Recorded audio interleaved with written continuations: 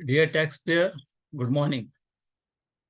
अभी अभी सीबीआईसी ने एक इंस्ट्रक्शन जारी किया है जो मई 16 से लेकर जुलाई 15 2020 पर 16 मई 2023 टू 15 जुलाई 2023, ये 2 महीने के लिए special drive against fake GST registration का एक ड्राइव चला रहे हैं। ये 2 दिन खबर शुरू हो चुका है पूरे हिंदुस्तान में ये देख रहे हैं कि जो उन्होंने भी जीएसटी ले रखा है वो जिनेन है या नहीं है।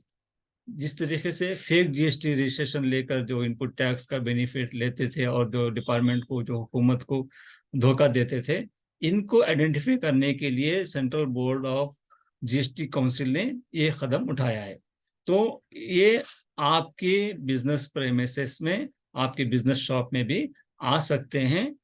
यहाँ के ये कंपल्सरी नहीं कि तमाम के भी आएंगे, वो उनको एक एनालिसिस, एक डेटा रहेगा, उस डेटा के मुताबिक वो आपके शॉप में आएंगे। जब जीएसटी ऑफिसर आपके शॉप में आएंगे तो आपको क्या क्या ख्याल रखना चाहिए। सबसे फर्स्ट, आपका जो जीएसटी सर्टिफिकेट है उसका प्रिंट आउट निकाल कर उसके सर्टिफिकेट या लैमिनेशन बनाकर आप के प्रेमिसेस के अंदर रखना है।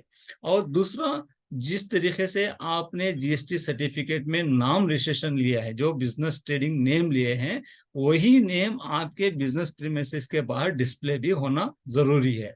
अगर आपने जीएसटी में नेम, ट्रेड नेम अलग लिया है और बाहर अलग लगाए हैं तो इस पर पेनल्टी लगेगी। और डिस्प्ले में भी आपका जीएसटी नंबर लगना लाजमी है। अगर वो भी नहीं लगेंगे तो पेनल्टी लगेगी।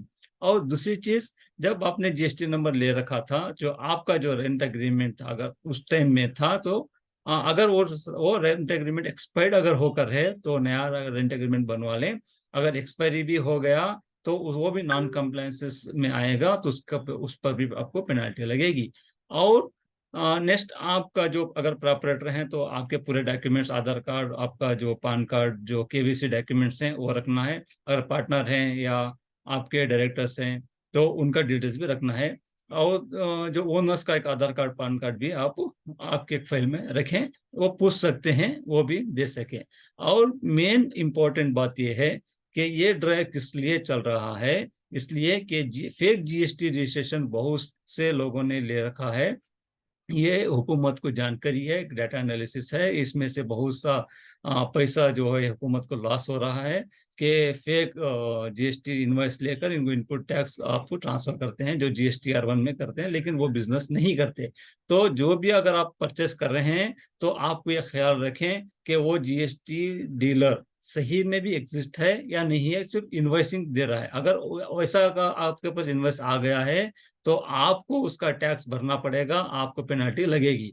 इसका खास ख्याल रखें।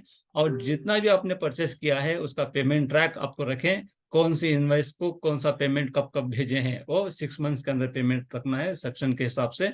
तो इन बातों का ख्याल रखें। ये तो ज्यादा पैनिक होने की जरूरत नहीं है, ये कोई सर्च नहीं है। और मेन इंपॉर्टेंट बात है कि आपका जो बुक स्टॉक है, आपका प्रेमिसेस में बुक स्टॉक है और आपका फिजिकल स्टॉक है, ये खुद आप उसको रिकंसिल कर लें कि कितना कितना है करके। हो सकता है उस पर भी आप क्वेश्चंस पूछ सकते हैं, ऑफिसर पूछ सकते हैं।